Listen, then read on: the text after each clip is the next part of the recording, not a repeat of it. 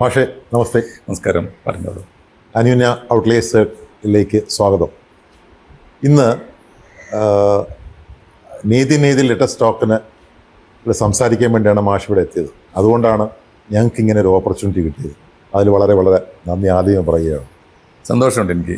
ഇത് വളരെ ജനകീയമായിട്ടുള്ള ഒരു സംരംഭമല്ലേ? അതെ, നിങ്ങൾ സുഹൃത്തുക്കളുടെ ഒരു സംരംഭം, വളരെ ഇൻഫോർമൽ ആയിട്ടുള്ള സംരംഭം. തീർച്ചയായും വർത്തമാനം പറയുന്നതിൽ എപ്പോഴും നല്ലത് ഔപചാരികത ഒഴിവാക്കുക എന്നുള്ളതാണ്. ആ ഒരു സാധ്യത മാധ്യമരംഗത്തെ കൂടി കൊണ്ടുവന്നു എന്നുള്ളതാണ് നിങ്ങൾ അനന്യ ചെയ്യുന്ന ഒരു പോസിറ്റീവായ കാര്യം. ഞാൻ അതിനെ സ്വാഗതം ചെയ്യും. Thank you. ഈ ഇന്ന് ചരിത്രത്തെക്കുറിച്ചും ആനുകാലിക സംഭവങ്ങളെക്കുറിച്ചുമൊക്കെ നിർഭയം വളരെ വസ്തുനിഷ്ഠമായി ഒരു തരത്തിലുള്ള കലർപ്പുമില്ലാതെ സംസാരിക്കുന്ന വളരെ ചുരുക്കം മലയാളികളിൽ ഒരാളാണ് മാഷ്. ആ മാഷിന് ഇന്നും നമുക്ക് ഒരുപാട് കാര്യങ്ങൾ ചോദിക്കാനാണ്. പക്ഷേ നമ്മുടെ സമയപരിധി കൊണ്ട് അത്രയും പറ്റുമെന്ന് തോന്നുന്നില്ല. എനിക്ക് ബേസിക്കലി നമുക്ക് സ്ട്രൈറ്റ് അവേ സബ്ജക്റ്റിലോട്ട് പോവാം. ബേസിക്കലി എനിക്ക് ചോദിക്കാനുള്ള 3 കാര്യങ്ങളാണ്. ഒരുപാട് കാര്യങ്ങളിലുള്ള ചുരുക്കി ഞാൻ 3 ആക്കിയതാണ്.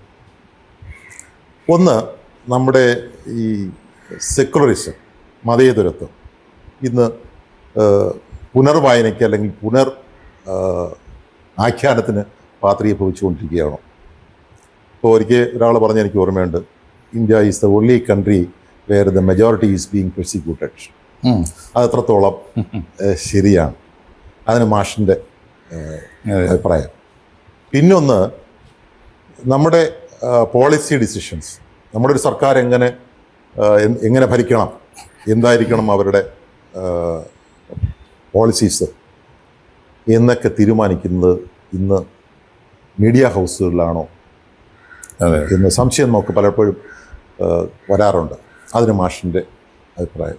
പിന്നൊന്ന്, ഞാൻ നേരത്തെ പറയുന്നത് മാഷിൻ്റെ ഫ്ലോ കളയേണ്ടതെന്ന് വെച്ചാൽ, പിന്നൊന്ന്, ഇപ്പോൾ എല്ലാവരും പറയുന്നൊരു സബ്ജക്റ്റാണ് യുവത്വം ഇന്ന് വെല്ലുവിളികൾ നേരിടുന്നു, അവർക്ക് പ്രശ്നങ്ങളുണ്ട്, ഇഷ്യൂസ് ഉണ്ട് എന്ന് പറയുന്നുണ്ട്. അതിപ്പോൾ നമ്മൾ കണ്ടാണ്, അതിനെക്കുറിച്ചൊക്കെ നമുക്ക് വേറെ സംസാരിക്കാം. അത് എൻ്റെ ചോദ്യം, ഈ നമ്മുടെ കാലഘട്ടത്തിലുള്ള യുവാക്കൾ, അന്നും പ്രശ്നമുണ്ടായിരുന്നു. നിർമ്മാല്യത്തിലെ യുവാവ് അല്ലെങ്കിൽ നാലുകെട്ടിലെ യുവാവ്, അവരൊക്കെ അനുഭവിച്ചിരുന്ന ഒരു ചലഞ്ച്, അതും ഇതും കൂടെ എങ്ങനെ നമ്മൾ താരതമ്യപ്പെടുത്താം? നമ്മളെ ഇപ്പോഴത്തെ ചലഞ്ച്, ഈ കുട്ടികളുടെ ചലഞ്ച് അതിനെക്കാട്ടിലും അപ്പുറമാണോ, അതോ അതെങ്ങനെ നമുക്ക് താരതമ്യപ്പെടുത്താൻ പറ്റും? ഇതാണ് എൻ്റെ 3 ചോദ്യങ്ങൾ. തീർച്ചയായിട്ടും ഇത് വളരെ വിസ്തരിച്ച് സംസാരിക്കാൻ. അപ്പോൾ ഇതിലൊന്ന് ജനാധിപത്യമാണ്. ജനാധിപത്യം നേരിടുന്ന വെല്ലുവിളികളാണ് നേരെ പറഞ്ഞാൽ. രണ്ടാമത്തെ കാര്യം ഭരണകൂടങ്ങളുടെ വെല്ലുവിളിയാണ്. രണ്ടും വെല്ലുവിളിയാണ് കേട്ടോ. നമുക്ക് അതുപോലെ തന്നെയാണ് പുതിയ തലമുറയെ നമ്മൾ വിചാരണ ചെയ്യുമ്പോഴും നമ്മുടെ മക്കൾക്കെതിരായി നമ്മൾ കുറ്റപത്രം സമർപ്പിക്കുമ്പോഴും ഉണ്ടാകുന്ന വെല്ലുവിളി 2 ഭാഗത്തുമുണ്ട്. ഈ 3 വളരെ പ്രധാനപ്പെട്ട വിഷയങ്ങളാണ്. സന്തോഷം. എന്തായാലും ഞാൻ എൻ്റെ കാഴ്ചപ്പാട്, നിലപാടുകൾ, പിന്നെ എനിക്ക് സംവാദങ്ങളിൽ നിർബന്ധമുള്ളൊരു കാര്യം, സംവാദങ്ങൾ ആർക്കും ജയിക്കാനുള്ളതല്ല. അത് മലയാളത്തെ പഠിപ്പിച്ച ഒരു ഗുരുവേ ഉള്ളൂ. അദ്ദേഹത്തിൻ്റെ പേര് ശ്രീനാരായണ ഗുരുദേവൻ എന്നാണ്. 1924 ആലുവ ശിവരാത്രി മണപ്പുറത്ത് സർവ്വലോക മത സമ്മേളനം വിളിച്ചു കൂട്ടിയിട്ട് അദ്ദേഹം പറഞ്ഞ കാര്യം ഇതാണ്: നിങ്ങളാരും വാദിക്കാനും ജയിക്കാനും വേണ്ടി ഇങ്ങോട്ട് വരണ്ട. ഇവിടെ വന്ന ഒറ്റപ്പണിയുള്ളൂ, അറിയാനും അറിയിക്കാനും വേണ്ടി വരിക. ഞാനും സുരേഷ് ജിയും തമ്മിൽ സംസാരിക്കുമ്പോൾ ഒരുപക്ഷെ ഞാൻ കാണാത്ത എത്രയോ കാര്യങ്ങൾ സുരേഷ് ജിയുടെ അനുഭവത്തിലുണ്ടാവും. അതാണ് ഈ ഹ്യൂമൻ ലൈബ്രറി എന്നൊക്കെ ഉള്ള കൺസെപ്റ്റ്. നമ്മൾ സംസാരിക്കുന്നത് പോലും ഒരു എഡ്യൂക്കേഷൻ പ്രോസസ് ആകുന്നത് അതുകൊണ്ടാണ്. പക്ഷേ ഈ ഹ്യൂമൻ ലൈബ്രറിയെ കുറിച്ചൊന്ന് ഒരു വാക്ക് പറഞ്ഞു. ഹ്യൂമൻ ലൈബ്രറി വളരെ വൈകി നമ്മൾ അറിഞ്ഞു തുടങ്ങുന്നത്. ഇപ്പോൾ ഇത് ഹ്യൂമൻ ലൈബ്രറിയെ കുറിച്ചൊക്കെ അത് വന്ന കാലത്ത്, അറ്റ്ലീസ്റ്റ് എനിക്ക് തോന്നുന്നു 5 കൊല്ലം മുമ്പെങ്കിലും കേരളത്തിലെ ലൈബ്രറി കൗൺസിലിൻ്റെ വേദികളിലൊക്കെ കിട്ടിയ വേദികളിൽ ഞാൻ പറഞ്ഞുകൊണ്ടിരുന്നു. അന്നൊന്നും അത് എനിക്ക് തോന്നുന്നു എപ്പോഴും അങ്ങനെയാണ്. മലയാളത്തിൻ്റെ ഒരു ഗതി എന്താ വെച്ചാൽ നമ്മളെപ്പോഴും അഡ്വാൻസ്ഡ് ആണെന്ന് പറയും, എന്നാൽ ആക്ച്വലി ഈ ആശയതലത്തിൽ നമ്മളെപ്പോഴും പുറകിലായിരിക്കുകയും ചെയ്യും. ഒരു കാര്യം ആലോചിച്ച് നോക്കൂ, സാഹിത്യ സിദ്ധാന്തങ്ങളൊക്കെ മലയാളത്തിൽ വന്ന് എത്ര വൈകിട്ടാണ്. നമുക്കൊരു ക്ലാസിക് കാലം ഉണ്ടായിരുന്നു നമ്മൾ പറയും. ക്ലാസിക് കാലം കഴിഞ്ഞ് നിയോ ക്ലാസിസം വരുന്നു, റൊമാൻറ്റിസം വരുന്നു, റിയലിസം വരുന്നു, മാജിക്കൽ റിയലിസം വരുന്നു. അത് കഴിഞ്ഞിട്ട് ഇപ്പോൾ ആധുനികത വരുന്നു, ഉത്തരാധുനികത വരുന്നു. ഇപ്പോൾ നമ്മൾ എത്തി നിൽക്കുന്ന കാലമാണല്ലോ ഈ ലക്ഷണം കെട്ട കാലം, സത്യാനന്തര കാലം എന്ന് പറയുന്നത്. പക്ഷേ ഇതൊക്കെ നമ്മൾ വിചാരിക്കുന്നത് നമ്മളിപ്പോൾ സത്യാനന്തര കാലത്ത് എത്തിയെന്നാണ്. പക്ഷേ എത്തേണ്ടടുത്തൊക്കെ എത്തിക്കഴിഞ്ഞിട്ടാണ് നമ്മളിത് ഓടിപ്പിടിക്കുക. അതുപോലെയാണ് ഈ സാധനം. ഈ ഉംബർട്ടോ എക്കോ ഉണ്ടല്ലോ, അദ്ദേഹം ഇത് പറഞ്ഞിട്ടുണ്ട്: ഇനി നിങ്ങൾക്ക് പുസ്തകങ്ങളല്ല നിങ്ങളുടെ ലൈബ്രറി, ആന്റി ലൈബ്രറി മൂവ്മെന്റ് ഒക്കെ തുടങ്ങുന്ന അങ്ങനെ അതൊക്കെ വന്നിട്ട് നേരത്തെ വന്നതാണ്. പക്ഷെ ഇവിടെ ഇപ്പോൾ റൊമാൻറ്റിസം വന്നതെന്നാ നമ്മൾ പറയുന്നത്. ഏത് സമയത്ത് അദ്ദേഹത്തിന്റെ ഉംബർട്ടോ എക്കോ കഴിഞ്ഞ നൂറ്റാണ്ടിന്റെ അവസാന കാലത്താണ്. കറക്റ്റ് നോക്കി പറയാൻ പറയുന്നത് ഏതാണ്ട് 50 കൊല്ലമെങ്കിലും നമ്മൾ വൈകുന്നുണ്ട് പല കാര്യങ്ങളും. റൊമാൻറ്റിസത്തിന് നമ്മൾ 100 കൊല്ലം വൈകി എന്ന് പറയാറുണ്ട്. ഒരു വിജയ് മാഷ് തന്നെ വിഖ്യാതമായൊരു സ്റ്റേറ്റ്മെന്റ് ഉണ്ട്. 1906 ഈ വീണപൂ വന്നത്. അന്നാണ് റൊമാൻറ്റിസിസത്തിന്റെ ഉദയം എന്നാണ് പറയുക. 1900 കൂടിയിട്ട് റൊമാൻറ്റിസം പടിഞ്ഞാറ് അവസാനിച്ച കാലമാണ്. അപ്പൊ നമ്മൾ വൈകുന്നു എന്ന് പറയാറുണ്ട്. അതുപോലെ തന്നെയാണ് ഈ സാധനവും. ഇത് അതെല്ലാം അങ്ങനെയാണ്. ഹ്യൂമൻ ലൈബ്രറി എല്ലാത്തിലും വൈകുന്നുണ്ട് നമുക്ക് എത്താൻ. പക്ഷെ നമ്മൾ വെറുതെ അഹങ്കരിക്കും, നമ്മൾ അവരെക്കാൾ മുമ്പിലാണ്, നമ്മൾ വെറുതെ അഹങ്കരിക്കും. പക്ഷെ യഥാർത്ഥത്തിൽ നമ്മൾ അഡ്വാൻസ് ചെയ്ത് പോയ ചിലതിനെ നമ്മൾ ഇപ്പോഴും സപ്രസ് ചെയ്ത് വിസ്മരിക്കപ്പെടുന്നു. നമ്മൾ അഡ്വാൻസ് ചെയ്ത ഒരുപാട് കാര്യങ്ങളുണ്ട്. അത് പടിഞ്ഞാറ് എത്താൻ കുറെ മീഡിയ ഇഷ്യൂസ് ഉണ്ടായിരുന്നു, എത്തേണ്ടവർ എത്തിക്കാത്തതിന്റെ പ്രശ്നങ്ങളുണ്ടായിരുന്നു. അപ്പൊ ഞാൻ ഒന്നാമത്തെ കാര്യം ഈ ഹ്യൂമൻ ലൈബ്രറി അങ്ങനെ വന്ന ഹ്യൂമൻ ലൈബ്രറി എന്ന് പറഞ്ഞു കഴിഞ്ഞാൽ ഇനി നിങ്ങൾക്ക് പുസ്തകങ്ങൾ വായിക്കണം എന്ന് നിർബന്ധമില്ല. പുസ്തകങ്ങളെക്കാളും വിജ്ഞാനം നിറച്ചു വെച്ച മഹാഭണ്ഡാകാരങ്ങളാണ് ജീവനുള്ള ഓരോ മനുഷ്യനും. ഞാൻ കണ്ടുമുട്ടുന്ന ഇപ്പോൾ സുരേഷ് ജി ആയാലും അജിത് ജി ആയാലും, ഞാൻ കണ്ടുമുട്ടുന്ന ഇപ്പോൾ ശിവപ്രസാദ് സാറായാലും, ഞാൻ കണ്ടുമുട്ടുന്ന ഓരോ മനുഷ്യനും സഞ്ചരിക്കുന്ന വിജ്ഞാന സാഗരങ്ങൾ. നമ്മൾ വിചാരിക്കും അത് ഈ മഹാപണ്ഡിതന്മാർക്ക് മാത്രമേ ഉള്ളൂ, കോളേജ് അധ്യാപകർക്ക്. അവർക്കാവും അനുഭവങ്ങൾ കുറവ്. അനുഭവങ്ങളുടെ മഹാസാഗരം. ഇപ്പോൾ മലയാളത്തിൽ സുരേഷ് ശ്രദ്ധിച്ചിട്ടുണ്ടോ എന്നറിയില്ല, മലയാളത്തിൽ ഏറ്റവും കൂടുതൽ വിറ്റുപോകുന്ന സാധനങ്ങൾ അനുഭവങ്ങളാണ്. ഏറ്റവും കൂടുതൽ വിറ്റുപോകുന്നത് എന്ന് പറഞ്ഞാൽ നിങ്ങൾ ഒരു ഹ്യൂമൻ ലൈബ്രറിയെ ഒരു റിട്ടേൺ ലൈബ്രറി ആക്കി മാറ്റുമ്പോൾ അത് നന്നായി വിറ്റുപോകുന്നതെന്ന് അർത്ഥം. ഹോട്ടൽ തൊഴിലാളി ആണ് മലയാളത്തിൽ ഇപ്പോൾ ഏറ്റവും കൂടുതൽ വിറ്റുപോകുന്നത്. ഇതിനു മുമ്പ് ഏറ്റവും കൂടുതൽ വിറ്റുപോയത് ലൈംഗിക തൊഴിലാളിയാണ്. ഇനി അതൊന്നും വേണ്ട. ഇത് രണ്ടും മനോഹരമായിട്ട് എഴുതിയ മലയാളത്തിന്റെ അഭിമാനം കാത്ത എഴുത്തുകാരിയാണല്ലോ അരുന്ധതി റോയ്. നിലപാടുകളിലൊക്കെ നമുക്കൊക്കെ അഭിപ്രായ വ്യത്യാസമുണ്ട് പല കാര്യങ്ങളും. പക്ഷേ എഴുതിയിട്ട് ലോകം കൈയടക്കിയ എഴുത്തുകാരിയാണല്ലോ അരുന്ധതി റോയ്. അരുന്ധതി റോയ് ആദ്യത്തെ 2 ഫിക്ഷനാണ്, ഗോഡ് ഓഫ് സ്മോൾ തിങ്സ്. രണ്ടാമത്തേത് the minister of utmost happiness. ആ 2 ഫിക്ഷനും വായിച്ച് രണ്ടിലും 2 തരത്തിൽ അഭിരമിച്ച ഒരു വായനക്കാരനാണ് ഞാൻ. മൂന്നാമത്തെ പുസ്തകം വന്നപ്പോൾ ഇനി അവരോട് ഞാൻ അവർക്ക് പലതരം മെയിൽ അയച്ചിട്ടുണ്ട്. അവർ കിട്ടിയോന്ന് എനിക്ക് ഇപ്പോഴും അറിഞ്ഞില്ല, റിപ്ലൈ ഒന്നും കിട്ടിയില്ല. ഞാൻ പറഞ്ഞിട്ടുണ്ട് മാഡം ഇനി അങ്ങ് അനുഭവങ്ങൾ എഴുതിയാൽ മതി എന്നാ, ഓർമ്മകൾ എഴുതിയാൽ മതി. കാരണം Mother Mary comes to me വായിച്ചു കഴിഞ്ഞാൽ നമുക്ക് ഇദ്ദേഹം ഇനി ഫിക്ഷൻ എഴുതണ്ടെന്ന് പറയാൻ തോന്നും. അത്ര ഗംഭീരമായിട്ടാണ്, അതിമനോഹരമായി. അതായത് ഈ അനുഭവങ്ങൾ ഉള്ള ഒരാൾ, ഉള്ളിൽ കവിതയും ഭാവനയും ഉള്ള ഒരാൾ ഏറ്റവും ആദ്യം എഴുതേണ്ടത് സ്വന്തം അമ്മയെക്കുറിച്ചാണ്, അച്ഛനെക്കുറിച്ചാണ്. അതും അങ്ങേയറ്റം 2 പ്രതിപക്ഷ നേതാവിനെ പോലെ വീട്ടിനകത്ത് കഴിഞ്ഞുകൂടിയ ഒരാൾ, ഒരിക്കലും കലഹിച്ചുകൊണ്ടേയിരുന്ന ഒരാൾ, മഹാമൗനം കൊണ്ട് കയർത്തുകൊണ്ടിരുന്ന 2 മനുഷ്യർ. അവരുടെ ഉള്ളിൽ ഹിമാലയം പോലെ വളർന്നു നിന്ന പരസ്പര ബഹുമാനത്തിൻ്റെ ഒരു ലോകമുണ്ട്. ഞെട്ടിപ്പോകും നമ്മളത് വായിച്ചാൽ.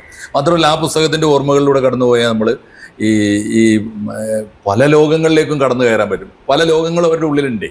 അപ്പം ഞാൻ പറയുന്നത് ഹ്യൂമൻ ലൈബ്രറി എന്ന് പറയുന്നത് ഇതിനകത്ത് ഈ അരുന്ധതിയോടെ ഇത്രയും നല്ല ഇതൊക്കെ ഉള്ള എനിക്ക് നല്ല ഓർമ്മയുണ്ട്.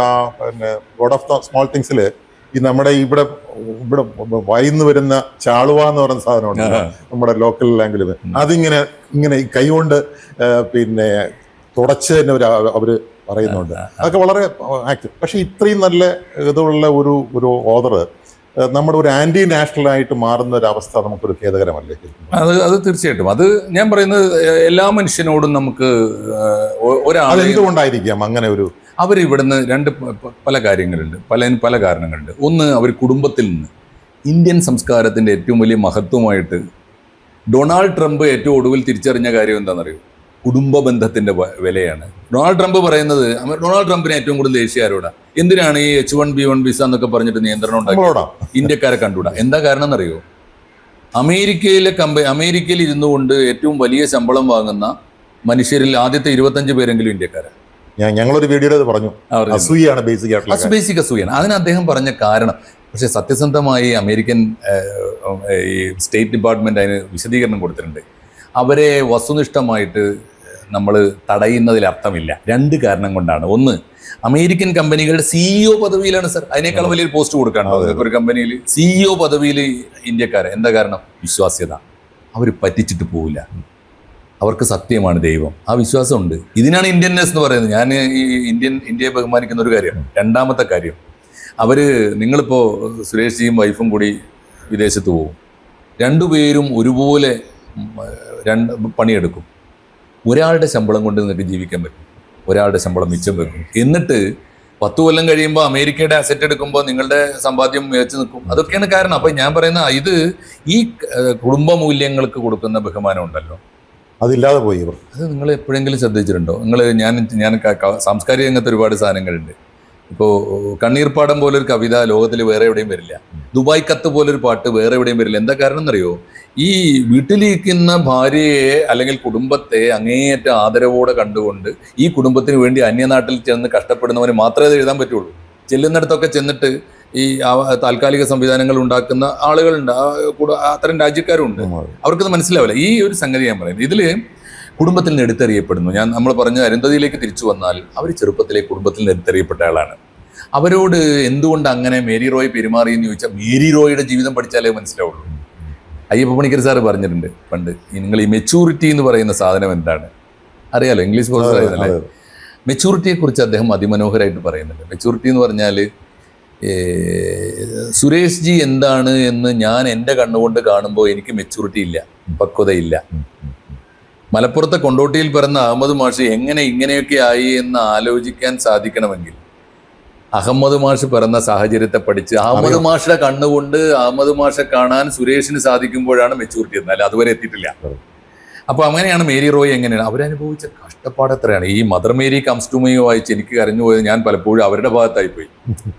എനിക്ക് തോന്നുന്നു മേരി റോയ്ക്ക് കൊടുത്ത ട്രിബ്യൂട്ടാണ് ആ പുസ്തകം. മേരി റോയിയോടുള്ള സകല നമ്മുടെ സംശയങ്ങളും തീരും ഈ പുസ്തകം വരുമ്പോൾ. ആ കാരണം അവരുടെ ജീവിതത്തിൽ ഏറ്റവും വലിയ പ്രതിപക്ഷ നേതാവാണ് ഇത് എഴുതുന്നത്. അപ്പൊ അത് ഞാൻ പറഞ്ഞു. അപ്പോൾ അവർ എടുത്തെറിയപ്പെട്ട, ഇപ്പൊ എന്നോട് പലപ്പോഴും ചോദിക്കാറുണ്ട്, എൻ്റെ ഒരു സുഹൃത്താണ് ആരിഫ് ഹുസൈൻ. ആരിഫ് ഹുസൈൻ എന്താണ് മാഷെ പോലെ ഒരു സൗമ്യ, എന്നോട് പറയാറുണ്ട് മാഷയുടെ ഭാഷയിലല്ലല്ലോ, ഭയങ്കര അഗ്രസീവായ ഭാഷയിൽ സംസാരിക്കുന്നു. ഞാൻ പറഞ്ഞു ആരിഫ് ഹുസൈൻ്റെ ജീവിതമല്ല എൻ്റെ ജീവിതം. അവൻ ആദ്യം മതത്തോട് ചോദ്യം ചോദിച്ചപ്പോൾ അവനെ എടുത്ത് പുറത്തെറിഞ്ഞു. അവന്റെ കുടുംബമാണ് ആദ്യം എടുത്തെറിഞ്ഞത്. അവന്റെ അമ്മയും അച്ഛനും ഉപേക്ഷിച്ചു. അവിടെയാണ് മാഷിനെ ഡിഫറെന്റ് ആക്കുന്നത്. മാഷിന്റെ ഉമ്മയാണ്, എൻ്റെ ഉമ്മ എൻ്റെ വലിയ കരുത്താണ്. എൻ്റെ ഉപ്പ എന്നോട് പറഞ്ഞത്, ഞാൻ കഴിഞ്ഞ ദിവസം ABC ഒരു വീഡിയോയിൽ പറഞ്ഞു, ഇത് എവിടുന്ന മാഷി അറബി പാട്ടുകളൊക്കെ, ശിവപ്രസാദ് സാറെ അറബി പാട്ടുകളൊക്കെ എവിടുന്ന പഠിച്ചു. ഞാൻ പറഞ്ഞു ഉപ്പ എന്നെ പള്ളി പഠിക്കാൻ നിർബന്ധിച്ചതുകൊണ്ടാണ് ഞാൻ ഇപ്പോഴും അദ്ദേഹത്തോട് കടപ്പെട്ടിരിക്കുന്നത്. അതുകൊണ്ട് എന്താണെന്നറിയോ, അവിടെ നമുക്ക് അവിടെ നിന്ന് കിട്ടേണ്ടത് കിട്ടും. എന്നിട്ട് നമ്മുടെ ഒരു കണ്ണ് ഡെവലപ്പ് ചെയ്യും. അതിനെങ്ങനെയാണ് കാണേണ്ടത്? ഉളിയങ്കോട് ഉമർ ഖാദിയുടെ അറബി കവിതകളിൽ നിന്ന് ഞാൻ കാണുന്നത് ഈ മുസ്ലിം സാമുദായികതയുടെ വേരർത്ഥം ഒരു വലിയ വിപ്ലവകാരിയാണ് ഞാൻ കാണുന്നത്. അത് കാണാനുള്ള കണ്ണുകൂടി എൻ്റെ കൂടെ വരും. അപ്പൊ ഞാൻ പറയത്തേ ഉള്ളൂ. അപ്പൊ ഞാൻ വളർന്ന സാഹചര്യം എന്താ, എന്നെ പള്ളിയിൽ ദർസിൽ പോകണം, സമയത്തിന് പോയില്ലെങ്കിൽ എനിക്ക് തല്ലുള്ളൂ. പക്ഷേ ഞാനറിയാതെ എല്ലാ മാസവും ഞങ്ങളുടെ പബ്ലിക് ലൈബ്രറിയുടെ പ്രസിഡന്റിന്, അന്നത്തെ ഡിസ്ട്രിക്ട് സപ്ലൈ ഓഫീസറാണ് ഞങ്ങളുടെ പബ്ലിക് ലൈബ്രറിയുടെ പ്രസിഡന്റ്, അദ്ദേഹത്തെ കണ്ടിട്ട് 4 അണ നിർബന്ധമായിട്ട് കൊടുക്കും. ഇതെന്താ, AP അഹമ്മദ് വരിസംഖ്യ, വായനശാലയുടെ വരിസംഖ്യയും കൊടുക്കും എൻ്റെ ഉപ്പ. ഓ ശരി. അപ്പൊ അതിന്റെ അർത്ഥം എന്താ? അങ്ങനെ ഒരു കുടുംബം എന്നെ തള്ളി പറഞ്ഞിട്ടില്ല. അതുകൊണ്ട് ഞാൻ അങ്ങനെ ഒരു ഡിഫറൻസ് അവിടെ ഇരുന്നുകൊണ്ടാണ് എനിക്ക് ഈ പറഞ്ഞതൊക്കെ, ഞാൻ ഈ പൊതുവേദിയിൽ പറയുന്ന മുഴുവൻ എൻ്റെ കുടുംബത്തിൽ പറയാൻ പറ്റും. ഞാൻ വിശ്വസിക്കാത്തത് ഞാൻ പറഞ്ഞിട്ടില്ല, എനിക്ക് പ്രവർത്തിക്കാൻ പറ്റാത്തത്. അങ്ങനെയാണോ ഞാൻ സെക്കുലർ ആണെന്ന് വെച്ചാൽ എൻ്റെതായ ഒരു വ്യാഖ്യാനത്തിൽ, ഒരു ഇന്ത്യൻ വ്യാഖ്യാന പ്രകാരമുള്ള സെക്കുലറിസം, അതിനെ കുറിച്ച് നമ്മൾ സംസാരിക്കുന്നത്. അപ്പൊ ഇതാണ് എൻ്റെ. അപ്പോൾ ഒരു മനുഷ്യനെ ഇപ്പോൾ എന്തുകൊണ്ട് അരുന്ധതി റോയ് അങ്ങനെയെന്ന് ചോദിച്ചാൽ, അരുന്ധതി റോയ് രൂപപ്പെട്ട ഒരു പരിസരത്ത് നിന്നുകൊണ്ട് അവരെ കാണണം. അങ്ങനെ അവരായില്ലെങ്കിലേ അത്ഭുതമുള്ളൂ. പക്ഷേ അരുന്ധതി റോയ് തിരിച്ചു വരുന്നു എന്നാണ് Mother Mary comes to me വായിച്ചപ്പോൾ എനിക്ക് തോന്നിയത്. അവരുടെ പഴയ തറവാട്ട് വീട് റീക്രിയേറ്റ് ചെയ്യാണ്. പക്ഷെ അവരുടെ ഇപ്പോഴത്തെ ആ ജെൻസി വിപ്ലവത്തിനകത്തൊക്കെ അവരുടെ ഉള്ള ഒരു റെസ്പോൺസ് വളരെ, എനിക്കൊരു കാര്യം ഞാൻ ഒരു കാര്യം പറഞ്ഞു, ഇതിനിടയ്ക്ക് ഒരു കാര്യം പറഞ്ഞോട്ടെ. നമ്മുടെ മനസ്സിന്റെ ഉള്ളിൽ നിന്ന് ആത്മാർത്ഥത പറയുമ്പോൾ നമ്മളെ കണ്ണിൽ കണ്ണീര്, അതാണ് ഞാനിപ്പോ ഭാഷയിൽ കണ്ടത്. ഞാനതൊരു എൻ്റെ ഉമ്മ എൻ്റെ അടുത്ത് ചെന്നിട്ട് അവൻ അങ്ങനെ പറയുന്നു ഇങ്ങനെ പറയുന്നു, എന്തൊക്കെയാണോ അവൻ പറയുന്നത്, അവൻ എന്ത് ഇസ്ലാമാന്നൊക്കെ ചോദിച്ചപ്പോ ഉമ്മ പറഞ്ഞ ആൻസർ അതെ എനിക്ക് മനസ്സിലാവുന്നു. അതെ ഉമ്മ പറയുന്നത് കമ്മിങ് ബാക്ക് ടു അതെ ഞാൻ പറഞ്ഞ അത്രേ ഉള്ളൂ. അതായത് നമ്മുടെ ഒരു കരുത്താണ്. ചിലപ്പോ നമ്മളെ നമ്മളാക്കി തീർക്കുന്നതിൽ വലിയ പങ്ക് വഹിക്കുക നമ്മുടെ കുടുംബമായിരിക്കും. ആരിഫിന്റെ കേസിൽ അതല്ല, ഞാൻ പറഞ്ഞതാ. മേരി റോയുടെ കേസിൽ അതല്ല. മേരി റോയുടെ കേസിൽ എൻ്റെ സാറേ 2 മക്കളെ ഇട്ടിട്ട് തല്ലുകയാണ്, അച്ഛനും അമ്മയും തമ്മിൽ. എന്താ വർക്കെന്നോ, എനിക്ക് വേണ്ട കൊണ്ടുപോയിക്കോ എന്ന് ഭർത്താവ് പറയാണ്. അങ്ങനെ വലിച്ചെറിഞ്ഞ് ഭർത്താവിന് വേണ്ടാതെ ഉണ്ടാക്കൂലേ, ഇല്ലെങ്കിലല്ലേ അർത്ഥം. മനുഷ്യൻ സാഹചര്യത്തിന് സൃഷ്ടിയല്ലേ. അപ്പൊ അതാണ് മേരി റോയ്. ഞാൻ പറഞ്ഞത് ഹ്യൂമൻ ലൈബ്രറി എന്നത് ഇതാണ്. ഹ്യൂമൻ ലൈബ്രറി നിങ്ങൾ കണ്ടുമുട്ടുന്ന ഓരോ മനുഷ്യനും ഒരു ഗ്രന്ഥാലയം ആണ്, അല്ലെങ്കിൽ ഒരു കഥാസാഗരമാണ്. നമ്മുടെ ജീവിതത്തിലെ ഏറ്റവും വലിയ സങ്കടം ഞാൻ പറഞ്ഞുതരാം. നന്നായി എഴുതാൻ അറിയാവുന്നവർക്ക് അനുഭവങ്ങളുടെ ലോകം കുറവാണ്, അല്ലെങ്കിൽ അതിന് അവർ മഹാമടിയന്മാരായിരിക്കും, അവർ അനുഭവങ്ങൾ തേടി പോകില്ല. അവർ വേറൊരു ബഷീർ എന്തുകൊണ്ടുണ്ടായി എന്ന് ചോദിച്ചാൽ, ബഷീറിന് എഴുതാൻ വേണ്ടി അനുഭവങ്ങൾ ഉണ്ടാക്കാൻ അദ്ദേഹം അനുഭവങ്ങൾ തേടി നടന്നു. അദ്ദേഹം പട്ടാളത്തിൽ പോയി, അദ്ദേഹം ഹിന്ദു സന്യാസിമാരുടെ കൂടെ കൂടി, മുസ്ലിം സന്യാസിമാരുടെ കൂടെ കൂടി, അദ്ദേഹം ഹോട്ടലിൽ തൊഴിലാളിയായി, അദ്ദേഹം പിച്ചക്കാരനായി, അദ്ദേഹം ജീവിക്കാത്ത ജീവിതങ്ങളില്ല. അപ്പോഴും അദ്ദേഹം നശിച്ചു പോയില്ല. എന്തുകൊണ്ടാണെന്നറിയോ? അദ്ദേഹം നാട് വിട്ട് പോയപ്പോഴൊക്കെ ഓർത്തതൊരു ചിത്രമാണ്. അദ്ദേഹം നാട് വിട്ട് എന്ന് തിരിച്ച് വീട്ടിലേക്ക് വരുമ്പോഴും ഉമ്മറത്തൊരു വിളക്ക് കത്തുന്നുണ്ടാവും. ആ വിളക്കിന്റെ മുമ്പിൽ ഒരു അമ്മ ഉറക്കം തൂങ്ങുന്നുണ്ടാവും. ഒരു ദിവസമല്ല സർ, എല്ലാ ദിവസവും. എൻ്റെ മോൻ ഗൾഫിൽ നിന്ന് വരുന്ന വിചാരിച്ച് കാത്തിരിക്കുകയല്ല, എന്നും വന്നേക്കാം, അവനെ ഞാൻ കാത്തിരിക്കണം. അങ്ങനെ ഒരു അമ്മ. ഞാൻ പറയും, ഇതൊക്കെയാണ് മനുഷ്യനെ നന്നാക്കുന്നത് ചീത്തയാക്കുന്നതൊക്കെ. അപ്പോൾ ഓരോരുത്തരുടെ സാഹചര്യം വ്യത്യസ്തമായിരിക്കും. ഹ്യൂമൻ ലൈബ്രറി എന്ന് പറഞ്ഞാൽ അതാണ്. അനുഭവങ്ങളുള്ള മനുഷ്യർക്ക് എഴുതാൻ പറ്റുന്നുണ്ടാവില്ല. അങ്ങനെയുള്ള ലൈബ്രറി, അങ്ങനെയുള്ള അനുഭവ സാഗരങ്ങളെ നിങ്ങൾ എങ്ങനെ അനുഭവിക്കും? അവൻ എഴുതട്ടെ എന്ന് വിചാരിച്ചു. ഒരു അബ്ബാസ് എഴുതിയെന്ന് വരും, ഒരു നളിനി ജമീലെ കഥ പറഞ്ഞു കൊടുത്തിട്ട് വേറെ ആരോണ് എഴുതിയത്, അങ്ങനെ വന്നു എന്ന് വരും. അതിന് കാത്തിരിക്കണോ? നിങ്ങൾക്ക് എന്താ നിങ്ങളുടെ നാട്ടിൽ ഇവിടുത്തെ ഈ നമ്മുടെ ഈ ഹ്യൂമൻ വേസ്റ്റ് നീക്കം ചെയ്യാൻ വരുന്ന മനുഷ്യരുണ്ടല്ലോ, പാവം മനുഷ്യർ, അവരെ ഒരു ദിവസം വിളിച്ചിരുത്തി നോക്കൂ, നിങ്ങൾക്ക് ഹ്യൂമൻ ലൈബ്രറി കിട്ടും. ഇതിനാണ് ഹ്യൂമൻ ലൈബ്രറി. അനുഭവങ്ങളാണ് ലോകത്തിലെ ഏറ്റവും വലിയ ഗ്രന്ഥങ്ങൾ എന്ന അടിസ്ഥാന പാഠമാണത്. അതാണ് ഹ്യൂമൻ ലൈബ്രറി. അവരെ കേൾക്കുക, അത് തന്നെ. അതിന് എത്ര സുഖമുണ്ട്. നമ്മളിപ്പോൾ കഷ്ടപ്പെട്ട് ഏറ്റവും കൂടുതൽ പുസ്തകങ്ങൾ വായിക്കുന്നതിനേക്കാൾ ഓഡിയോ റീഡിംഗ് അല്ലേ. നമ്മളിപ്പോൾ വണ്ടി ഓടിക്കുമ്പോഴല്ലേ നമ്മൾ ഏറ്റവും നല്ല ആസ്വദിക്കുന്ന എപ്പോഴാണ്? നല്ല പാട്ട് കേൾക്കുന്ന മുഴുവൻ നമ്മൾ വണ്ടി ഓടിക്കുമ്പോഴാണ്. അതേ സാധനം നിങ്ങൾക്കൊരു ഹ്യൂമൻ ലൈബ്രറി റെക്കോർഡ് ചെയ്ത് വെച്ചാൽ കേൾക്കാൻ പറ്റും. ഇത് നൂതനമായ കൺസെപ്റ്റാണ്, എന്നാൽ ഇത് പുരാതനമായ കൺസെപ്റ്റുമാണ്. ഇത് പറഞ്ഞ കാലത്ത് ഗുരുവിൽ നിന്ന് കേട്ട് പഠിക്കായിരുന്നു. അതാണ് അതിന്റെ കാര്യം. അതാണ്. അപ്പോ അന്ന് കേട്ട് പഠിക്കായിരുന്നു. ഒന്നാമത്തെ കാര്യം. ഇപ്പൊ വിദ്യാഭ്യാസത്തെ കുറിച്ചുള്ള, ഞാൻ ഇന്നലെ എഴുത്തച്ഛനെ കുറിച്ച് സംസാരിച്ചാ വരുന്നത്. ഈ നമ്മളെ വിചാരം എന്താ? നമ്മൾ വലിയ വിപ്ലവകാരിയായത് കഴിഞ്ഞ 10 കൊല്ലമായിട്ട് മാതൃഭൂമിയൊക്കെ നടത്തിയ വലിയ ക്യാമ്പയിൻ എന്താ? അക്ഷരം പഠിപ്പിക്കുന്നില്ല. അക്ഷരം പോയി. ഇപ്പോൾ കുട്ടികൾക്കൊന്നും അക്ഷരം അറിഞ്ഞൂടാ. അക്ഷരം അറിഞ്ഞാൽ എല്ലാമായോ? അക്ഷരം അറിയാന്നുള്ളതല്ല, എഴുത്തച്ഛൻ പറഞ്ഞതല്ല. ആദ്യം പഠിപ്പിക്കേണ്ടത് വേദവും സാരവുമാണ്. അത് വിളമ്പാനുള്ള പാത്രങ്ങൾ മാത്രമാണ് അക്ഷരവും വ്യാകരണവും ഒക്കെ എന്നാ. നിങ്ങൾ വേദവും സാരവും പഠിപ്പിച്ചു നോക്കൂ. വേദവും സാരം മീൻസ് ചിന്ത, പ്രപഞ്ച വീക്ഷണം, ദർശനം. അത് നീ ആരാണ് എന്ന ചോദ്യത്തിന് ഉത്തരം, നീ എന്തിനാണ് എന്ന ചോദ്യത്തിന് ഉത്തരം, നിന്റെ യാത്ര എവിടെ തുടങ്ങിയതാണ്, നീ എങ്ങോട്ടാണ് പോകുന്നത് എന്ന ചോദ്യത്തിന് ഉത്തരം. ഇതാണല്ലോ ബേസിക് ആയിട്ടുള്ള ഹ്യൂമൻ വാല്യൂ. അങ്ങനെയുള്ള മനുഷ്യനെ നിങ്ങൾ എത്തിക്സ് പഠിപ്പിച്ചു നോക്കുക. അതൊക്കെ പഠിപ്പിക്കുമ്പോൾ ജീവിതത്തിന് വ്യാകരണമൊക്കെ താനേ വന്നോളൂ, അക്ഷരമൊക്കെ താനേ പഠിയും. ഇപ്പോൾ നമ്മൾ കഷ്ടപ്പെട്ട് അക്ഷരമാല ഉണ്ടാക്കി തീർക്കാൻ. സത്യത്തിൽ ഇടക്കാലത്ത് ഈ കൺസെപ്റ്റ് മനസ്സിലാക്കിയ ഇന്ത്യക്കാരും ആണ്, അല്ലെങ്കിൽ ആഗോളതലത്തിൽ മനസ്സിലാക്കിയപ്പോൾ അക്ഷരത്തൊരു തെറ്റല്ല. ഒരു കുട്ടിക്ക് അക്ഷരത്തെറ്റ്, കമ്മ്യൂണിക്കേഷൻ ശരിയാണോ അല്ലേ എന്ന് നോക്കണം. അവൻ പറഞ്ഞ് നിങ്ങൾക്ക് മനസ്സിലായോ ഇല്ലേ? പണ്ട് ഈ മലയാറ്റൂർ രാമകൃഷ്ണൻ കോഴിക്കോട് കളക്ടറായിരുന്നു അത്രേ. ഞാൻ അദ്ദേഹത്തിൻ്റെ ആത്മകഥയിൽ യന്ത്രമൊക്കെ എഴുതിയ. അപ്പോൾ മലയാറ്റൂർ കോഴിക്കോട് നിന്ന് റിപ്പോർട്ട് അയച്ചു, അണ്ടർ സെക്രട്ടറിക്ക് ഒരു റിപ്പോർട്ട് അയച്ചു. അപ്പോൾ റിപ്പോർട്ടിൽ ഇങ്ങനെ എഴുതി, എത്രയോ കോടികളുടെ കണക്ക് പറഞ്ഞിട്ട് ഞാൻ ആ സംഖ്യ പറഞ്ഞു അത്രയും ഉറുപ്പിക എന്ന് എഴുതി അയച്ചു. അണ്ടർ സെക്രട്ടറി റിപ്പോർട്ട് തിരിച്ചയച്ചു, ശരിയല്ല, ഇതിന്റെ ഭാഷ ശരിയല്ല എന്ന് ചോദിച്ചു. അപ്പോൾ മലയാറ്റൂരിനെ ഭാഷ പഠിപ്പിക്കുക നമ്മൾ അണ്ടർ സെക്രട്ടറിമാർ. അപ്പോൾ എന്താണ് പറ്റിയതെന്ന് അദ്ദേഹം തിരിച്ചു ചോദിച്ചു. അപ്പോൾ പറഞ്ഞ്, ഉറുപ്പിക എന്നത് ഒരു ഫയൽ ഭാഷയല്ല, ഔദ്യോഗിക ഭാഷയല്ല, അങ്ങനെയാക്കണം. മലയാറ്റൂർ ഒറ്റ വരിയിൽ ഒറ്റ കാർഡിൽ മറുപടി അയച്ചു.